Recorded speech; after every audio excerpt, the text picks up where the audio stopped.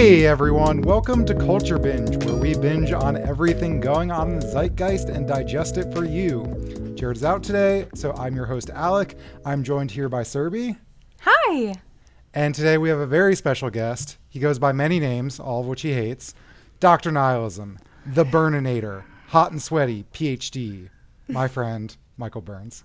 I like Hot and Sweaty, PhD the best out of those. I hate them all, but I hate that one least, I guess. Good to be here.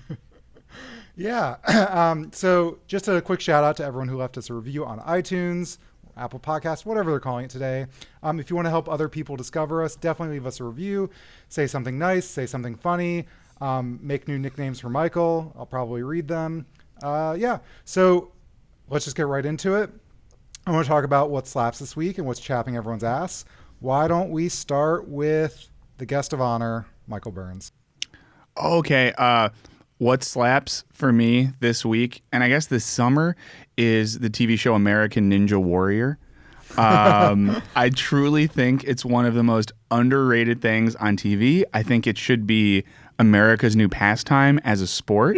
It's the only professional athletic competition where dirty money is not interfering with things. There's not a bunch of evil corporate sponsorships. You get old people, young people, men, women, tall, short, every type of human competing against each other, with each other, is the best thing ever. And if you're not watching it, you have plenty of time to catch up because we're still in the city finals phase of the 2019 summer season. Has it been professionalized yet? Like, is there full-time Ninja Warrior? So I think if you're really good at it, so you make money at certain competitions, but I think the deal is it's almost like an athletic influencer thing. If you're good enough, you can get a bunch of follows and maybe New Balance sponsors you, and then ninja gyms, which is a thing around the country, will fly you out to do workshops and events and meet the kids. But a lot of the best ninjas they run their own nonprofits. They do all this good stuff in the world. They're just the best. They're the best. This sounds very wholesome. It is wholesome. Yeah, and I really like when people get really good at things that serve no purpose in the world, but they kind of understand. Nobody's I feel like professional sports, it's a career, and it's a pastime, and it's kind of for a reason. But Ninja Warrior is clearly for no reason other than just to jump over a specific thing in a specific way, and I appreciate that. Yeah, I mean, it's people absurd. Who are really it's good useless. at speed runs at Mario. Yeah, it's like that, but with life. Yeah. I really like that it's anybody, any short, tall, young, old. I really like that. I think that's such a nice way to represent everybody. It's really nice in that way. And then they all love each other so much. So you'll see when one person's running the course, all the other ninjas, which is the only part I don't like that we call them ninjas, but that's a whole other thing. But they stand on the sideline and they wear each other's shirts with their funny nicknames on them. And everyone has nicknames. So there's all these different, the blank ninja, which is pretty fun. But yeah, so I think it slaps. People should watch it. It's fun. What chaps your ass? This is a little too general, but I got to say it. Summer chaps my ass. Because you're a hot and sweaty PhD? Well, because I'm a hot and sweaty PhD. Damn it. But no, okay. Why is summer good other than the fact that our entire childhood we're forced to think that summer is good because we don't have to go to school during that time? But then when you don't go to school anymore, what is good about this time of year? Going outside and vitamin D. Well, that's what spring and autumn are for, right? Yeah, spring is the better season. Autumn, maybe second. Yeah, I don't like when it gets super hot, but I like doing outdoor things. You seem kind of like a shut-in, so maybe that appeals to you. No, I like doing outdoor things. Well, we live in Southern California, so I feel like we get the sunshine all year round. So for me, the summer doesn't make a difference anymore ever since I graduated from, I think, college.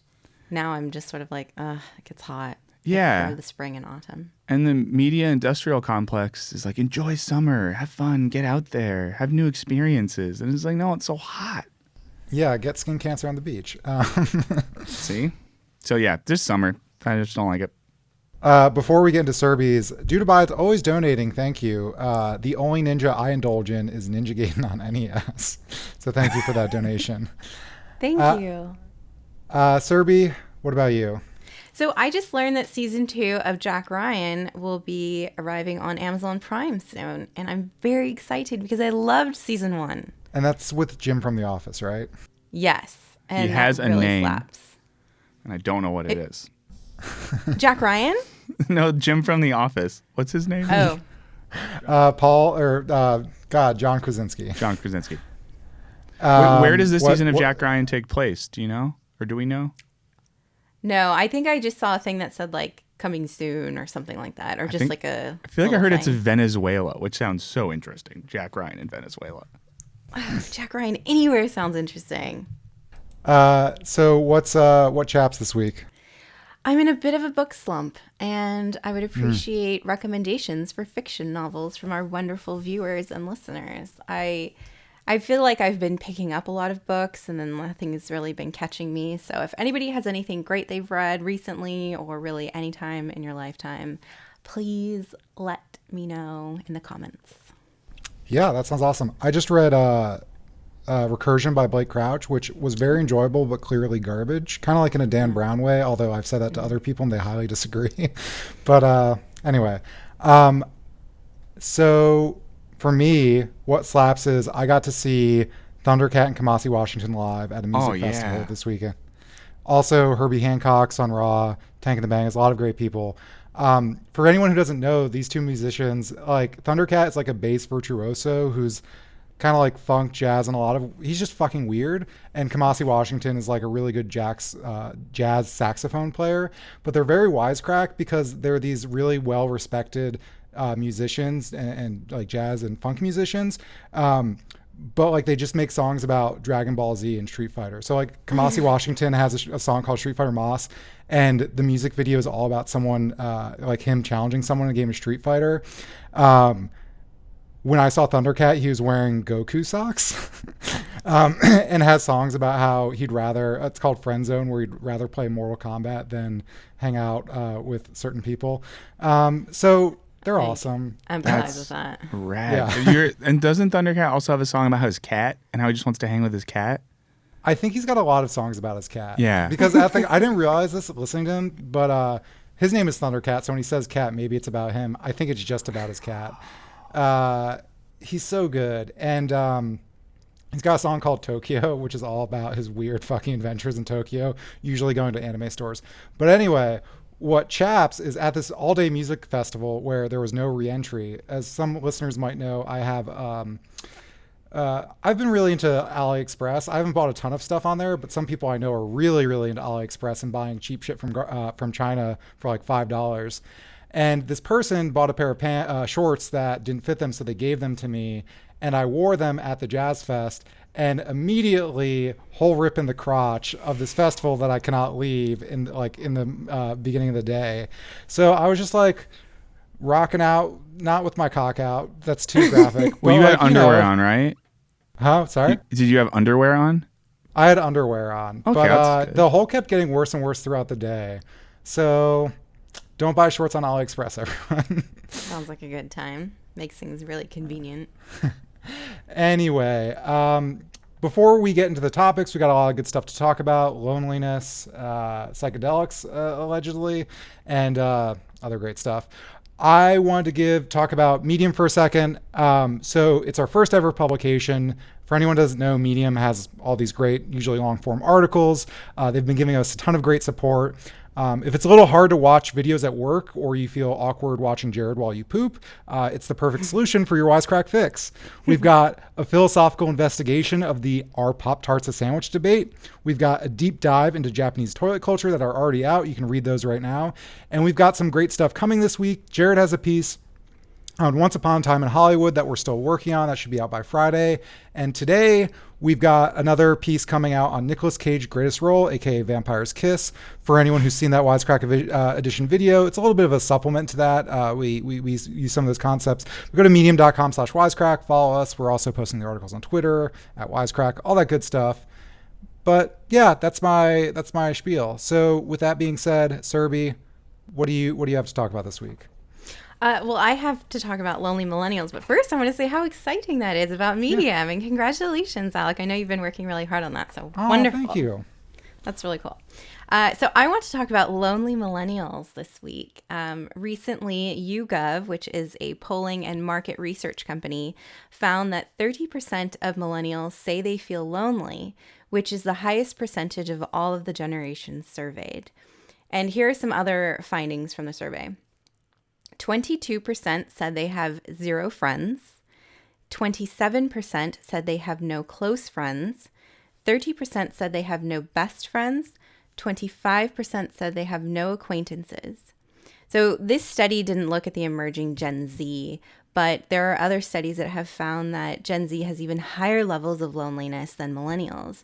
And I was really, really sad reading this article and looking through these findings on this survey, because it seems like millennials and Gen Z are the two generations that grew up with the internet. We grew up with social media. So we're super connected, but we're lonely. And why is that? I mean, it seems like we could easily send an email to somebody or follow someone on Twitter or find their email address or whatever, but we don't have friends.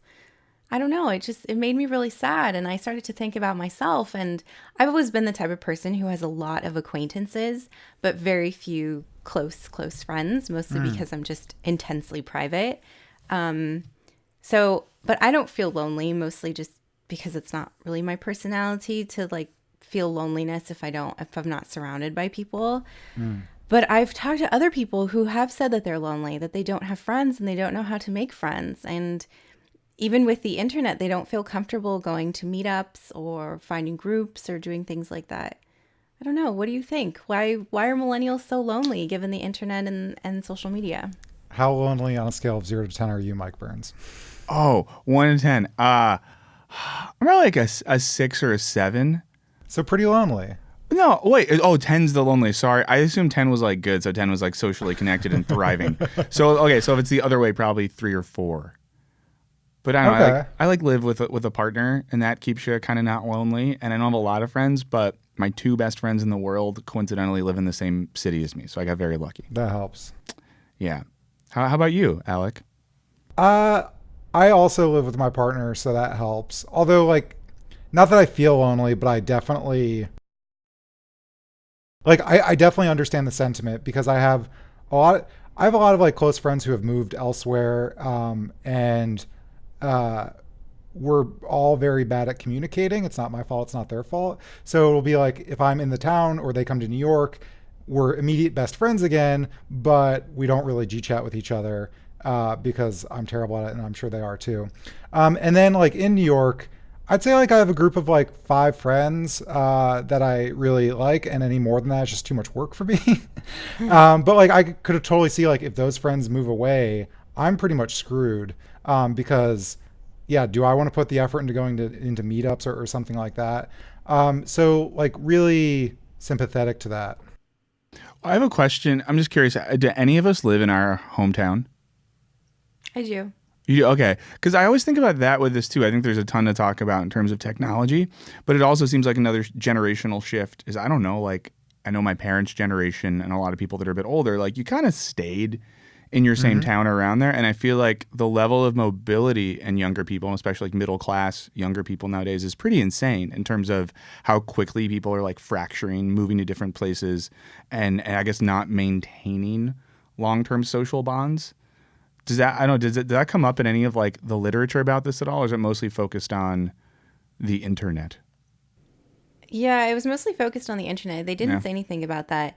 I do think that is true. I also think there was something I read that said, because this was an unrelated article, but it said something like because millennials were slow to start their lives because of the recession and things, their romantic relationships were slow to start. So loneliness could be a factor because they don't have significant others. So it might not just be friends. It might just be they're not pursuing like marriage and dating and things like that. Also, there was something that said that it could be an increase in depression. So it may not just be about like friends, like, oh, I didn't stay in my hometown, or oh, the social media or whatever. It could just be external factors like student loan debt, lack of career progression that could increase depression, which increases loneliness. Yeah, and Right. I know Like like if you're depressed depression. and don't want to leave the house, you're Yeah. not gonna. Well, because like depression and anxiety have been on the rise for like, if you look at some chart somewhere, on the rise at a steady pace for a while now. So it's just like a chicken or the variety of different eggs around a thing. Like, is it economic conditions, social conditions, technology, mental health issues, financial instability, student loan debt, your favorite TV show getting canceled? Like, So the technology thing is interesting because when you told us that you were bringing up this topic, I was reminded of a book from 2000. And then as I dug a little bit on Wikipedia, because I haven't read about this book or the book in a very long time. So in 2000, there was a book called Bowling Alone by Robert Putnam. Have either of you heard about that? No. yeah, I read that in college. I think people have been complaining about loneliness, as I'll get to in a second, for at least a century. Now, I'm not saying it's not rising, as these polls suggest, but it is interesting that like the narrative is kind of the same. So Robert Putnam, he was making a very specific argument, but this is from the Wikipedia article. Quote, to illustrate why the decline in Americans' membership in social organizations is problematic to democracy, Putnam uses bowling as an example. Although the number of people who bowl has increased in the last 20 years, the number of people who bowl in leagues has decreased. If people bowl alone, they do not participate in social interaction and civic discussions that might occur in a league environment. So the overall point is that regardless of what the organization is, let's say even like political parties, like local organizations, what do they call the friars? Any of those weird social clubs, people are just like leaving them en masse, or they were at the time. And he says that that's bad for democracy because our social bonds is kind of how, on a local level, democracy works. We talk to people, we form opinions, and blah, blah, blah. And now we're just on Facebook. So Putnam also suggests that technology is the cause of this individualizing people through leisure activities like television and the internet. And he suspected that virtual reality helmets will carry this further in the future. So good job, Robert Putnam. But then as I was reading about this a little more, one of the criticisms was that essentially the same argument was made around 1925 in something called the Middletown Studies. So this is a place in Indiana where these sociologists had followed people from 1890 to 1925. And instead of TV and internet, they were talking about radio and cars. So they talk about the decline in participation in book clubs, public lectures, and fine arts, which are these social activities. And instead, people are driving their cars by themselves, they're listening to the radio. And, you know, if you read any philosophy from like the early 1900s, like everyone's always talking about how the new economy is atomizing people, it is alienating people. So, yeah, I don't know. What do you guys think about that? Well, just to like be too on brand for a second, I think it's like 1841, Soren Kierkegaard talked about this in terms of, I know I hate it, a Danish philosopher, no one should read him, but... Sorry, I literally just spit out my water. All right. But he just wrote about like the media culture in, you know, middle 19th century Denmark, basically making the point that rather than people talking, interacting, hanging out together, forming opinions, building bonds, now we have these papers you can read so you can sit alone, an opinion is given to you, and rather than like interacting with ideas, we just kind of like accept a thing. So yeah, people have been thinking about this for a while, how the technologies of their time pull us away from interacting with others and ideas and just kind of like consuming and becoming more individualistic. So that's interesting because I think there was a study that showed that baby boomers, Gen X, Millennials, and Gen Z, it showed that there was like a steady decline in like social engagement and social interaction. So that is true. Like everything that the two of you said, it does is reflected in studies. Yeah, I think maybe it's been technology's fault for a long time, but technology is getting better and better. Like you think about the internet, it creates these online communities that are solely created around like profit points. Like getting people angry about specific news items is very profitable. Therefore, we can make a Facebook page where people can all scream about the same thing. And that's a lot different than like the town hall that you used to go to, where sure, like people would scream at each other, but at least like you knew everyone. And they're like the anonymity of the internet often drives like a lot of weird and inhuman behavior. I always think about like Twitter and like a good metric of whether or not you're being an asshole on Twitter is, would you say this to a real person even if you hated them? And the answer is like, no. Like, you wouldn't fucking walk up to some stranger and be like, hey, you're a piece of shit and I hate you. Sometimes you would. But, you know, even though, the interaction is a little bit different. And I think a big problem today is like clubs or just ways of social engagement are being replaced by these specific points. Like, we don't necessarily meet people because it's all like mediated through Tinder or Grindr or Meetup.com. Meetup.com sounds great, by the way. I've never been on it, but the concept is A++. Yeah. Well, I thought about this. I have a friend, and hopefully I can mention in the abstract politics, but a friend who's working on a political campaign for a person, and they had an initial meetup, and most people that showed up were either like in their 60s and 70s or 20s and 30s. Following that meetup, they've been trying to get people to like do stuff. The 60s and 70-year-olds show up, and they're like, oh, we should canvas, phone bake, maybe do an event. One guy was like, I have a sign. We could go to the freeway and I'll hold the sign over the freeway so cars see it. I'm not trying to make fun. That's like dope.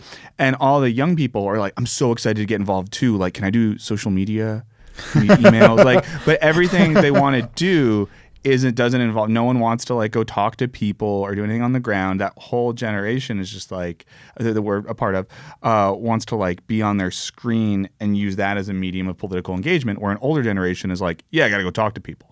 I've worked on political campaigns, and like talking to people is, I believe, empirically the most effective way to get someone to vote. Even like if it's not a campaign, like for instance, about specific hot button issues, they've done studies where if like a person shows up at your door and talks to you about their experience about that issue, that person is like more likely to come around to that idea than, you know, hitting them with a cold call or anything. But I have worked on various, I'll just say, political campaigns when I was much younger.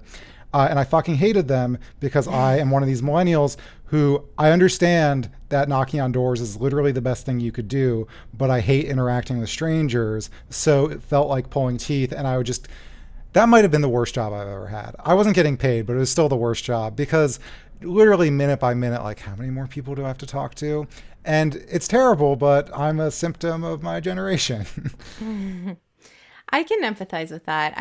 I know that personal interaction, human interaction is extremely effective, but I couldn't bring myself to do that. I would find it very exhausting and tiring. And if anything, I would just find it very weird to like go to somebody's house uninvited and be like, can I talk to you about your politics? I also hate violating people's personal space. But yes. Well, it's Yeah, like it calling sounds very people. invasive. Yeah. So calling someone on the actual phone feels weird enough that you know. Like calling someone who you love, who would like do anything for you, you feel like you're intrusive.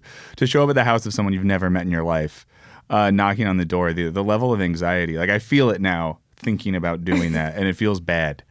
But I guess we got anyway. So one thing I do want to note that I just thought of while we were talking is that maybe millennials maybe they're just lonely right now because mid-20s and mid-30s is a time of great change. Like, you're graduating from school, you're meeting people are moving away, there's a lot of job change. So maybe it's not even just about this generation, it's just about this time period in one's life. So I'm curious, Gen Z, if we study them at the same age bracket, how would they feel? Like, would the numbers be similar? Yeah. Well, I guess, too, it's weird that people used to marry and reproduce a lot younger.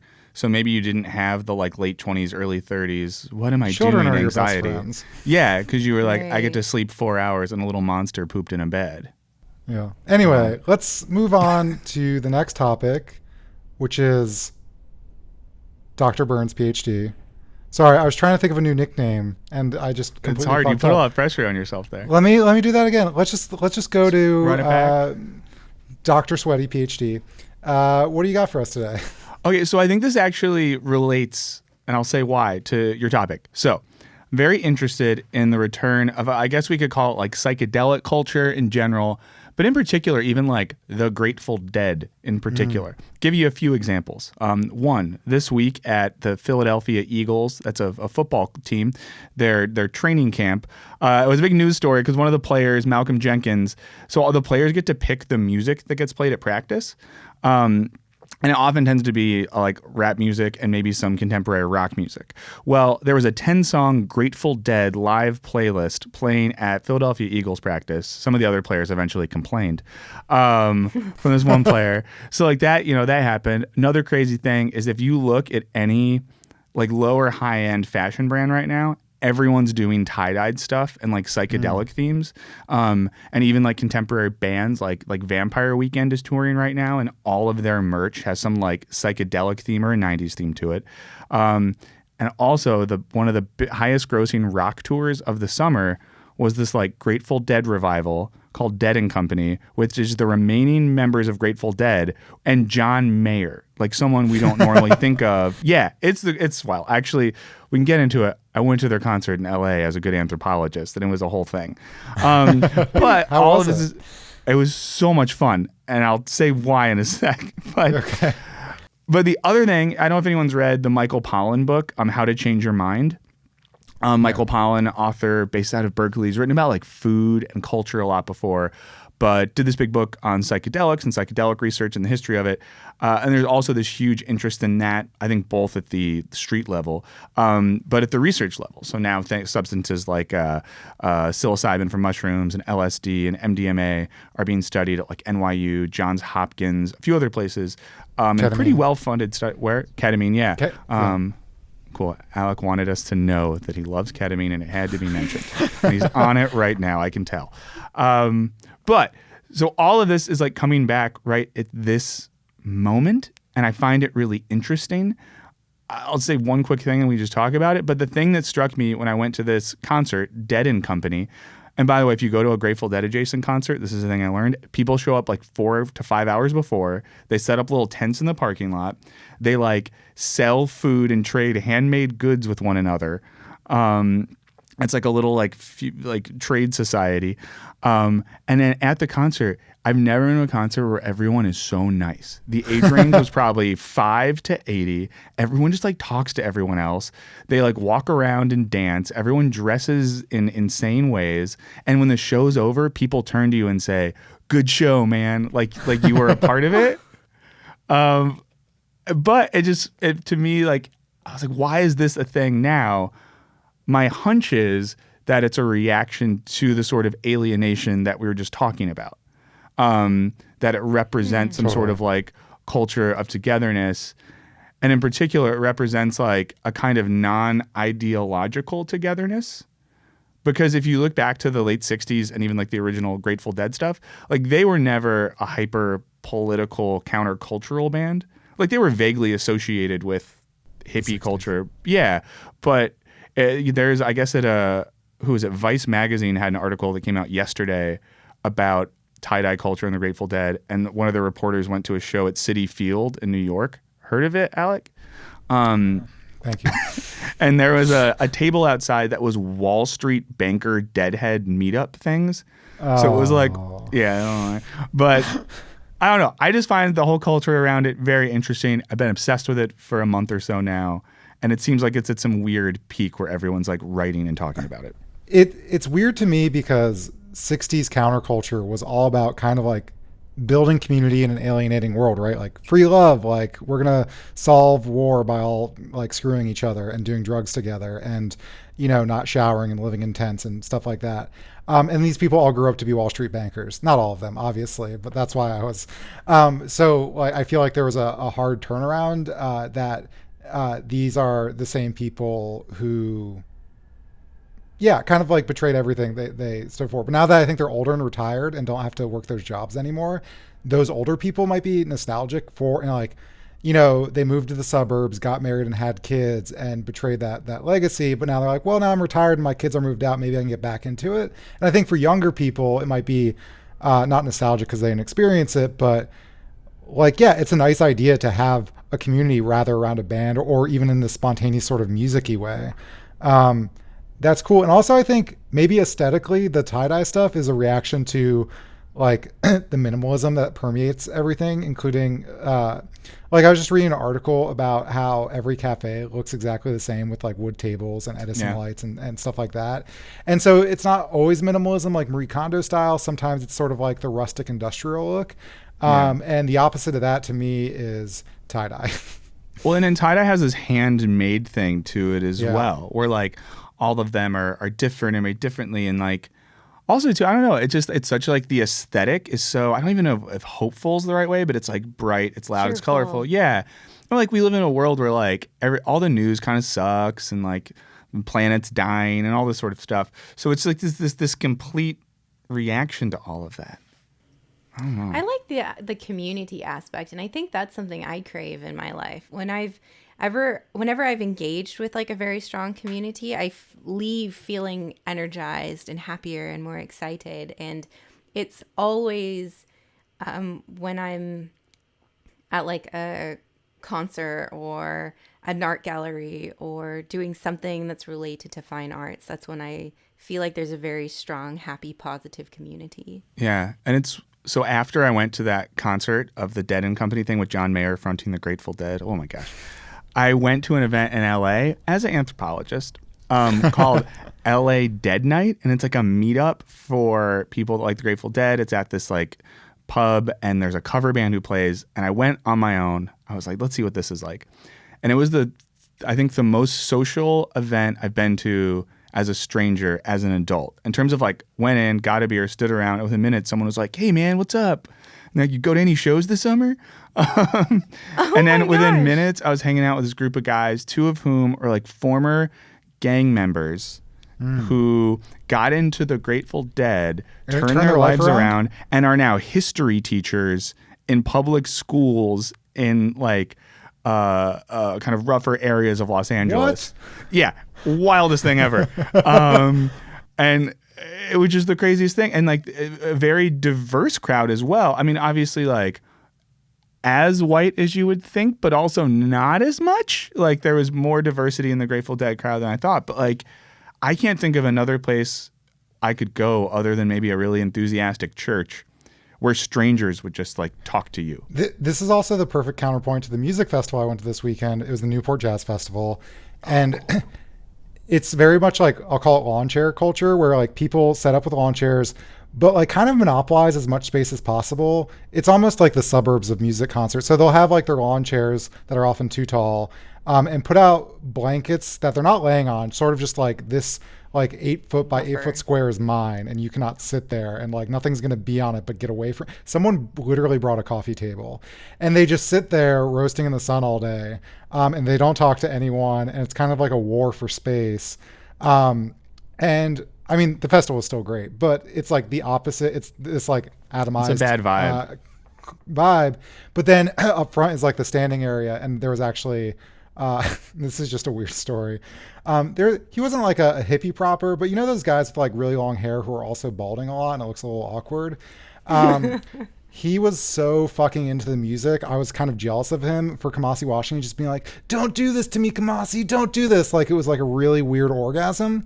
And then started headbanging to jazz and was whipping his hair in a circle. I'm a big germaphobe. Everyone should know I hate other people's bodily fluids. And so with every rotation, it would just, it would spray me with some of his head sweat because it was very hot. Well, imagine 20,000 people like that in an outdoor venue together. And that's what one of these Grateful Dead concerts Yeah, is this like. dude is clearly into the Grateful Dead. And the last thing I'll say about this is I think Jared has said this before. If anyone listened to our Westworld podcast, Kevin on there, he also did a song at the end of Aliens Guide video. He was also our lawyer, is in a Fish tribute band, which is functionally the same thing. Oh, yeah. And we went to his band. We went to his show one night. They're called The Great Divide. If anyone lives in California, and just set up alerts for Great Divide concerts, because Kevin fucking shreds on guitar. But it was a similar vibe, and people were there handing out flyers for the Grateful Dead concert. And everyone was super friendly. A lot of very young people and also very old people. Super friendly. Yeah, that's another division that I've learned. There's deadheads who are also Fish people. But then there's like dead purists who are like, no, that's not And for fuck me. those people. That's some liberal arts college bullshit. But yeah. Anyway, anything else? Yeah, go ahead, Sophie. Grateful Sorry. Dead events seem to be the antidote to loneliness. So Yeah. if you're a millennial looking to meet people and, have a new community, find a Grateful Dead event near you. Yeah, and I'll just quickly say, if you're interested in any of this, there's a bunch of full concerts on YouTube from the summer tour of Dead and Company. And then even on Spotify, there's live concerts from like the 60s to the 90s from the actual Grateful Dead. Those studio recordings aren't that good. But I think it's worth listening to. I was shocked when I started listening to stuff that is actually kind of good. Anything else? No. That was awesome. All right. Well, now I've got to talk about YouTube, my favorite topic to complain about. Have you guys heard about there is a group that is creating a YouTube union, but it's not actually a real union? Have you heard about this? No, tell us. Vaguely. All right. So a group of people who are frustrated with YouTube demonetization and the algorithm have partnered in Germany with IG Metall or IG Metal, depending on how you pronounce it, which is one of Germany's largest unions. They, I think, were formerly mostly metal workers, but now do a lot of like creative freelance unions. So these people are trying to fight and wage a campaign for a fairer YouTube called FairTube. They want mostly three things. They want transparency of the algorithm and how it works. They want a third party to sort of resolve disputes between creators and YouTube. And they want a group of creators to be an advisory board to them. And they sort of made this list of demands and mandated that Google has to respond by August 23rd, which they pretty much won't, or they'll kind of or they will launch the kind of nuclear option, which is to start litigating intensely against YouTube, which is the thing I'm more excited to see. So for anyone who's kind of like unaware of the backstory, there was a thing called the adpocalypse. This is not news to a lot of people, where I get confused what started it because it was a lot of little things, but part of it was PewDiePie did something. There was a Wall Street Journal article maybe about PewDiePie doing something shitty. Then Logan Paul making fun of someone who killed themselves in a Japanese forest. Essentially, these series of events happened with big YouTubers who were like kind of preferred advertising partners, and advertisers freaked out saying, you know, what kind of Coca-Cola ads or what kind of content are my Coca-Cola ads going on to? So YouTube started cracking down and kind of giving advertisers allegedly more control over what kind of content their ads appear on, creating new categories, demonetizing things, partially demonetizing things, which means it's ineligible for revenue. And we've talked about this before because they decided our history video about Hitler was not suitable for advertisers. So it really, you know, it's frustrating for us, but I think for a lot of YouTubers, especially who are in like the history space, it is like probably one of the main factors to burnout, just understanding like, will this video arbitrarily get demonetized this week? Will I have to argue with like in a bureaucracy that I don't even understand? And it's like a Kafka-esque nightmare. And also just about how like the algorithm works. Like, will this get featured in people's suggested box? How does trending work?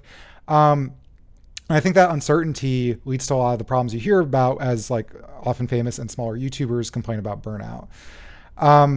So the things that is their nuclear option that they're going to litigate is that right now, if you're a creator of YouTube, you're not an employee. Obviously, you're kind of like a freelance contractor, whatever. A lot of people for companies like Uber drivers are contractors. They're not employees. And that just means you don't have to pay benefits. You don't have to sort of pay certain taxes associated with that, including just the regular employment tax, but also Social Security, and do all that withdrawal and all kinds of stuff. Those laws are even more strict in Europe, which is where they're based out of. And they're saying they're going to try to claim that YouTubers are employees of YouTube, at which point YouTube's business model would go away, right? Like, can you imagine every single person with a YouTube account would all of a sudden be an employee? And also, it kind of, in Europe at least, it works backwards. So if you lose this lawsuit, people are retroactively declared employees, in which they owe all these back taxes all of a sudden, and back wages and back benefits. And Europe also taxes people a lot more heavily than they do in America. So that's number one. So the other one is there's the German privacy law, GDPR, which essentially says you have like a right to request data that companies have about you in Europe. And they're saying that essentially Google's algorithm is data about you and the content you create. And they're going to sue, claiming that under the GDPR that YouTube would have to give out the data that they have on people's content, including like how it's ranked or how it's classified or why it's classified that way. And if you're in violation of the GDPR, there's like huge fines totaling up to like 4% of revenue, I think, for each infraction, which there's probably a bunch. What do you guys think about this? I really like that they're so passionate and they're trying to mobilize and do something. I mean, that's really interesting. I don't think anything will come of it, but I'm excited for them. Well, the thing that makes me hopeful is that like Ig Mattel is like a very large and powerful union, I believe, who probably has the good lawyers. Like if this were like Kevin, our former lawyer, who just decided on a whim to sue Google, he's not going to win. But like these are people also with armies of lawyers to match YouTube's armies of lawyers. Yeah, I mean, it just brings up the interesting point about how we treat a platform and the relationship of like creators to the platform and consumers to the platform. Because in the same way that Uber and Lyft will make the argument, like we're not providing a service, we simply provide a platform by which a driver who's an independent contractor can connect with someone who wants a ride. And that gives them that weird like legal gray area. Obviously, creating on YouTube isn't the same as creating television content or something like that, because the TV networks aren't platforms. They're for-profit companies that hire people intentionally to do stuff. So I think like something's going to happen with platforms in general.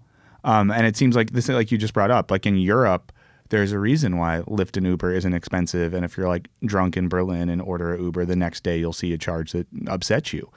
Hypothetically. Wait, they are cheap or are expensive in Europe? Or are expensive. It's basically like taxi prices, which is good because the drivers get paid a lot. Yeah. But because they treat it like a place of labor. So then it brings up the question of like, are people that put stuff on YouTube all laborers? And do we classify someone that has a successful YouTube channel or brand at the same level as like, I don't know, a kid that does rants about its dad not letting it play with slime or something? That's what kids are ranting about, clearly. My finger is on the pulse of the youth. This is what we care about as young people in this country. But no, it's such a weird like political, economic, like gray area. Yeah. And it seems like until there's some major legislation in Europe or here, I don't know, but I can't see it going away where they win. I mean, the employment things to me seems like frivolous. Because I'm totally sympathetic to the Uber argument. I'm like, YouTubers are not employees. However, the GDPR thing, I don't really understand the GDPR. That sounds maybe like a winning argument in my very uneducated mind. Serby doesn't think it's a winning argument. Why not? No, I don't think so. I have to deal with GDPR stuff at work. And I don't think that like looking at one's data in terms of like algorithm and how things are ranked would be a GDPR violation. But I don't know that much about GDPR, so it's possible that it could, but from my understanding, I don't think it would. If any lawyers are listening to this, let's send us an email. Did anyone watch that documentary? It's like The Great Hack or something like that on Netflix. That's about the Cambridge Analytica thing. And there's a New York-based, I think like a new school professor who does like digital culture stuff. And he sued Facebook for his data. And the trial like went up in a European court and he didn't get it. Wait, what professor was this? He's a guy. He's a tall white man. Did you say the new school though? Yeah, I don't know. Do I know him? I don't know. It seems like someone you would have studied with. We have an alumnus of that institution on your screen and in your ears right now. But no, it was interesting. But like this guy basically sued for his data from Facebook. It was a drawn out thing, and he didn't get it. And I don't know. And I know the trial was in Europe, so I assume it was a GDPR 5.9 thing. And he didn't get it in that instance. Yeah. Okay. I was so nervous about getting it wrong. But it seems like it's a related issue, and that guy at the highest level of court couldn't get his data. The only other thing I really have to say is like I do think the idea that like even that I'm an employee of YouTube, I'm an employee of a company that is on is Wisecrack an employee of YouTube? I think it's weird, but I do think platforms are stretching the boundaries of like. I also wonder maybe we typically think of contractors who are people who they do their own thing. They have lots of different clients.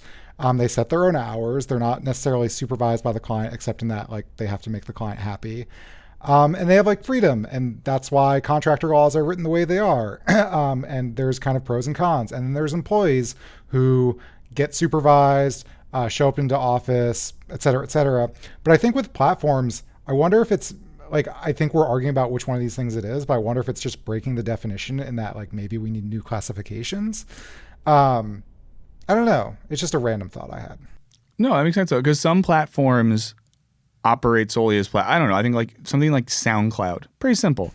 It's a SoundCloud platform. rappers are all employees of SoundCloud. Yeah, but it's like, hey, you're a kid that makes really slow tempo rap music in your basement. Put it on this website. People can listen to it. Great. I don't think there's like, and I know there's some levels of monetization there, but they don't really act like a business. But then there's other platforms that totally operate like a business. Like Uber and Lyft are just, it's a taxi company. Yeah. Hiding under the guise of like, no, we're just a platform. And YouTube, we're technology, man. Yeah. YouTube seems like it's in a weird middle space, because I could see in some senses how it's like a SoundCloud. Hey, here's a free space to put the stuff you made up. Maybe people will watch it, maybe they won't. But for other people, it's like the taxi service for creating shows or movies or whatever it might be. So You're right. I always wonder how long. It just seems like YouTube eventually might have to pick a side. Are you more on the like a SoundCloud type thing, or are you just pissing off taxi unions? I don't know much. I've always viewed YouTube as more of a SoundCloud, Yeah. but I'm not deeply involved with YouTube to know like if there's a difference. But I see it more as just anybody can upload content, like anybody can contribute to YouTube. Yeah. That's what it is at its best, right? I think it's just like the primary way if you make media to find an audience. And so it's, yeah, like if you want to make content on the internet, you have a few choices, and like YouTube is half of them. And so it feels weird that like our primary means of like media, like, you know, outside of Netflix and cable TV and like some podcast, it's like all dictated by this one company. But anyway, I think we should, unless anyone wants to add anything, we should get into the mailbag. Let's mailbag it. We have a couple of voicemails first. I don't remember the number actually. something elf cut. If somebody in the studio room wants to message me, I will read it. But why don't you play that first one about funerals? Okay, hit and play. Hey, Wisecrack. My name is Tanner, and I'm just calling regarding Culture Binge. Recently, I saw you guys had talking about live streaming funerals, and I wanted to share an experience that I had. I actually was requested to videotape a funeral as a local videographer. A gentleman who passed away actually had relatives in Africa, and they originally wanted the body sent back there for a service and burial, but the family here just couldn't make it happen ultimately, and so they actually videotape it. And I did put it up on YouTube, but it was private, or at least only they had the link to it. And you know, they ultimately were really appreciative. And I think the live streaming, I also did a video at a funeral home that offered live streaming, and it's definitely more like a security camera setup from what I could tell. Wise of like people tuning in, I don't know if they can comment or not. That's probably, you know, better ask the funeral home. They would probably know some more specifics on that. But I thought it was really interesting that was an option. And I think for people who can't attend, it's a really important option. You know, whether the person that can't attend be stuck at home or be in another country, I think it's really, good to have that for people who need it. And wow. Yeah, so I don't know if you saw this, but companies are now live streaming funerals, but yeah, thanks for that email. I think that's like the primary use case is people can't access them. But yeah, what do you think, Mike? I think you should be able to, and I guess this is maybe unfairly culturally specific. I think like streaming a wake or a memorial service makes sense to me. Streaming an actual funeral service that's some sort of like consecration of a dead body or ashes in a religious thing. I don't know. To me, that seems like maybe more private. And I feel like if I couldn't go to a family member's funeral, I would love to watch a wake where people are like telling stories and like, I don't know, like a more celebratory thing. I don't think I'd be interested in watching an actual funeral service in a more religious context. But I'm not judging those who would. It's just something I think it's a little weird. I think it's a good option for people, like if they can't make it for health reasons or travel restrictions or something. I don't see the bad part of it. It may not be for me, but I don't see it as I don't see it as something that like should be looked down upon or like very like a strange thing. I think it's a good use of technology, if anything. So if somebody wants to leave us a voicemail, sorry for this delay, it's 1-213-534-8807, 213-534-8807. The next voicemail is about, we were talking about Jewel apologizing for addicting kids to nicotine. Why don't we play that voicemail? Great. Hey, Wisecrack. I just wanted to bring up the companies that try to apologize for whatever they may have done wrong. Something that I think you guys might find interesting is there is a way to do it without spending money on the company's behalf. A little company named Hello Games made a game back in 2016 named No Man's Sky. And the community went from absolutely hating them because they had promised too much or the fans thought there was going to be more in it than there was going to be, to absolutely loving the game and actually raising money to buy a billboard to thank Hello Games in the United Kingdom. Definitely look into it. Thanks. Yeah, I remember that. It feels, I'm glad that they sort of turn their shit around, and that seems, it's like the punishment fits the crime. Like, you made a shitty game and overpromised, and now you have to fix that game. I think when it comes to, like, yeah, it depends. Like, did you spill a bunch of oil in the Gulf of Mexico? Did you addict a bunch of kids to e-cigarettes? I think those are all different scales, but I think, like, yeah, that's a great example. Yeah. Anything? All right. Why don't we get into the actual emails? If anyone wants to send us an email, you can email culturebinge@wisecrack.co. We will read some of them. We will abridge some of them, but we really appreciate them. But we read every single one because they come to us. So we read them. So email a lot because I don't want them to ever get to sleep. So email constantly, and you'll see them break down psychologically in coming weeks. I'm excited to watch. Should I read the first one? Yeah, what do we have, Dr. Swettenstein? Okay. That was great.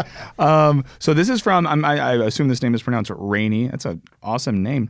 I do wish you all given more time to discussing Marie Kondo.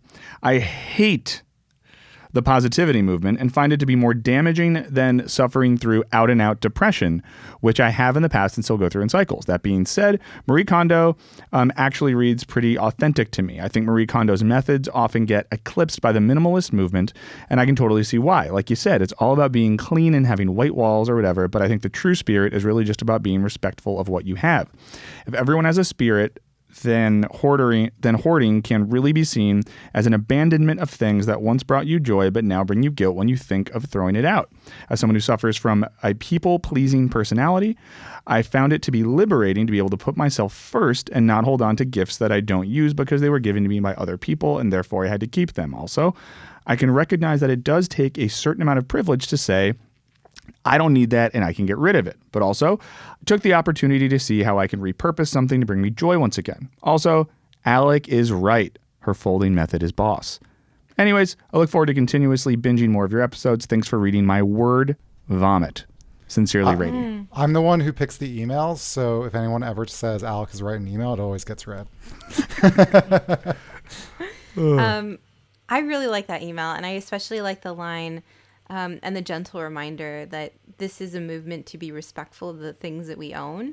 And I think it's so easy to be wasteful and not respectful and be appreciative of things. And I remember this episode, I was hating on Marie Kondo quite a bit, but I like that's a thing. Like, she looks at everything as it doesn't bring you joy. That's not the term that I would use, but I would maybe think of something different. Like, is this something that I should respect and keep, or is this something that I can let go and donate? When I throw things out now, I thank them, and it started ironically, but now I think it's 100% unironic. Yeah. And I think there's this writer, Leah Finnegan, who I think is the editor for The Outline, an online publication that has an old column, I think it was on Gawker or something, that was called something like "You Should Throw Shit Out." And it was like a very short column just about like why throwing stuff away is good. So if anyone likes that idea but doesn't like the sort of maybe spirituality of the Marie Kondo thing, read that Leah Finnegan thing. It might be more your vibe. Thank you for recommending that. I'm going to check it out. Yeah.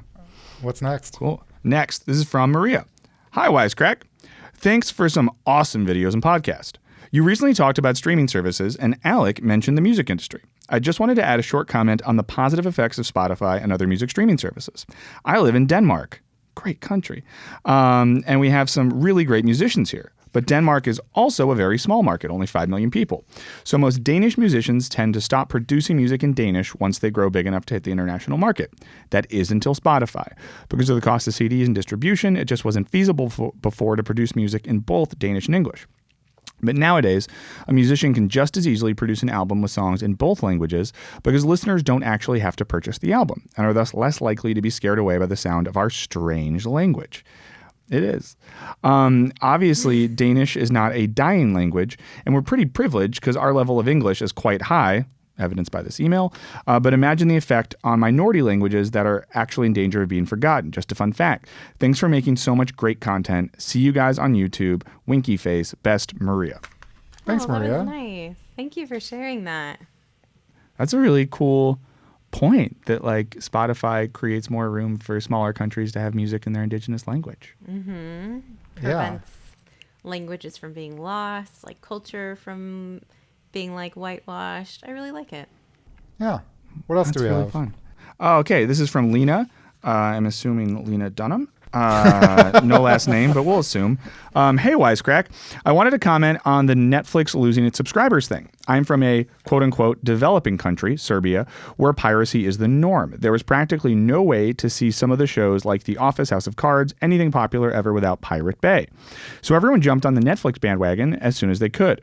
What started happening this year, though, is Netflix started curating content based on the country the person is streaming in, much like the TV cable networks are, resulting in me no longer being able to watch series like The Office or even some random movies like Gran Torino. I increasingly find myself searching for shows and movies that Google said are on Netflix, yet are nowhere to be found. Not to say that there isn't enough content on there to binge, it's just that I still have to resort to pirating shows and movies that I am technically paying for. It just makes me wonder how many of those lost subscribers are international users being pissed off that they can't watch shows that they loved just a couple of months ago. Love everything you do, Lena. P.S. Whatever happened with The Film Tourist? It was the best ever. Aw. Bravo, Lena. That's so nice. So I've heard from a few people who live in Serbia about the same thing, and they've all talked about how frustrating it is. And I now watch pirated content from a Serbian guy who is like this like pirating master, and it's amazing. I get everything now. Wait, can Lena not use, and I don't know a lot about technology, would a VPN help solve this? I think so. Although sometimes websites will block VPNs, but that's where my knowledge stops. I will say, yeah. I just know when I lived in Europe for a bit, I would use a VPN to be in America to watch American things sometimes, and that worked. And I'm very bad. Yeah, you don't understand computers. No. I will say about The Film Tourist, we made it as a pilot. It's probably one of the things we're most proud about. It's like top 5, definitely. It was just really expensive, and we've been trying to essentially as soon as Netflix cough, or like anyone comes on, is like, hey, we'd love to produce a series, and here's a pile of money, we'll keep making it. But it's kind of not. I think we knew from the start, or quickly found out, that it wasn't the most affordable show to make. It takes a ton of work, and yeah, we're still looking for a home or a way to keep making it. So if that was Lena Dunham from Serbia, call some of your Hollywood connections. Yeah. The last email here is from Ryan. Yeah. Rion. I think that's, you still say it, Ryan? That's great names, everyone. Last episode, you commented on Elon Musk's Neuralink. That got me thinking. Would you say in recent years there's been a decline in an optimistic future, like 50s, 60s retrofuturism, which now has become pessimistic futurism, like we see in shows like Black Mirror? As stated on the last podcast, a lot of time was spent considering the possible destructive consequences of technology like the Neuralink. Is the present zeitgeist for this generation a pessimistic one, considering factors like global warming and/or recent political unrest in the United States that has made this generation the pessimistic generation? Short version, is this generation any more pessimistic than previous generations that perceive the future and technology with more optimism? It's hard for me to say. I grew up in the 90s, and as a kid, and maybe this is just lies people told kids, but kids were told that everything would be super dope, and it's not. So like, are these just lies adults are telling kids, or what? Like, did the adults think this as well? But I was thinking about sci-fi specifically. Pessimistic sci-fi has always been out there. A lot of the best sci-fi is there's I haven't read it, but I've been meaning to. I think it's called Help I Have No Mouth and Must Scream. It's about like an AI enslaving humanity. A lot of shit like that. But then you look at, in the 60s, the original Star Trek, which is like the most optimistic future you could ever imagine. There's the Jetsons, which is just the premise that, you know, we're going to have jetpacks and it's going to be dope. And I'm not watching a ton of kids content, but I can't necessarily think of anything like that anymore. Can you guys think of any sort of optimistic sci-fi out there? Not really, but would one distinction be that like a lot of the distinction is always between who has the stuff? What do you mean? Like in sci-fi, as someone that knows not a lot, but when we think about technology in the future, if it's like a optimistic view, it's more of like an optimistic view of society in which good people have access to the technology. Mm-hmm. But pessimistic views are almost like political critiques of what would happen if the quote unquote bad guys got the technology. Yeah, I mean, it might be a dumb point. It could be both. So like, I just read Dune, and it's like, it's a dystopia because it's like there was some war against computers, and now there's like a neo-feudalistic society, I think 20,000 years in the future, something crazy. And there's like cool technology there, but it's not like everything is screwed because of technology. It's more screwed because of the political system, which could easily exist today. With like, so there's that. Star Trek, like there are people who have access to bad technology, but like the good guys with the good technology beat them. And Star Trek has kind of evolved, but at least in the original series, that's true. And then, this book Recursion, which again is very entertaining, but I wouldn't call it a good book. The whole premise is that there's this like essentially time machine that's invented. Sorry for spoilers. And it keeps ending in a loop of people dying in nuclear holocaust. So the basic premise of that book is like, don't trust humans with technology. So I think it is sometimes and sometimes not, right? But I don't think there's a ton of optimistic, like the Jetsons isn't sci-fi. It's just about people in the future with jetpacks, but like the future seems pretty cool. And I can't even think about anything like that. I could be wrong. I could be missing something. Yeah. And maybe it just wouldn't be that interesting, like a movie where it's the future and technology made everything really great and we just watch people enjoy their lives. Yeah. That's like what daydreaming is for. Well put. That's all we have for today. Thank you everyone so much for joining us, for donating on the live stream if you did that. Just a reminder, go check out medium.com/wisecrack. I spent a lot of work into it, so you better. No, I'm just kidding. It's really great, and you're going to like it, and you should read it on the toilet because that's the best place to read articles. Michael Burns, do you want to be found on the internet? Do you want to shout out anything? You can find me on Twitter and Instagram. I think it's just some combination of Michael and the initial O and Burns. I'm places. I think I'm findable. Okay. I don't care. Or don't. You can find Wisecrack at Wisecrack. I'm at Wisecrack Alec. I think Serby doesn't want to be found on the internet, so that's cool too. Well, no, do you want to be found on the internet? I have a Twitter now. It's Surrey Patel 22. If All you right. want to tweet me and we can be Twitter friends. Yeah, be Twitter friends. That sounds awesome. Thank you so much, everyone, for listening. We'll see you next week. Bye. Bye.